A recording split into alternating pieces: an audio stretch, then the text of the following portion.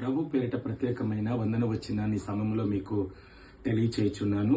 ప్రకటన గ్రంథం 1వ అధ్యాయము 7వ వాక్యం చదివితే, ఇదిగో ఆయన మేఘారూఢుడై వచ్చుచున్నాడు అన్నాడు. అంటే యేసు ప్రభు ఎందుకు మేఘారూఢుడై రాబోతున్నాడు అంటే, మొదటిసారి వచ్చాడు ప్రభువు, అది రహస్య రాకడలో వచ్చాడు. రెండవసారి ప్రభువు ఆర్భాటముతో రాబోతున్నాడు అని చెప్పి దెసలోనిక సంఘంలో పౌలు దెసలోనిక పత్రికలో మొదటి పత్రిక 5వ అధ్యాయములో 17 నుంచి మనం చూస్తాం. అయితే ఇప్పుడు యోహాను ఏమని చెప్తున్నాడు అంటే, మేఘారూఢుడై రాబోతున్నాడు. అంటే యేసు ప్రభు మేఘారూఢుడై వస్తున్నప్పుడు ప్రతి నేత్రం ఆయనను చూస్తుందంట, ఆయనను పొడిచిన వారును చూస్తారు అని చెప్తుంది. అంటే దేవుని కలిగి నువ్వు జీవిస్తున్నటువంటి వ్యక్తివైతే యేసు ప్రభు రెండో రాకడలో నువ్వు కూడా ఎత్తబడేటువంటి సంఘములో నువ్వు ఉండినట్లయితే, ప్రియ సంఘమా, నీవు ప్రభు రాకడ కొరకు సిద్ధపడు. ప్రభు త్వరగా రానే ఉన్నాడు.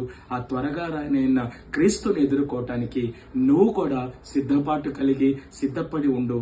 దేవుడి మాటలు దీవించును గాక. ఆమేన్.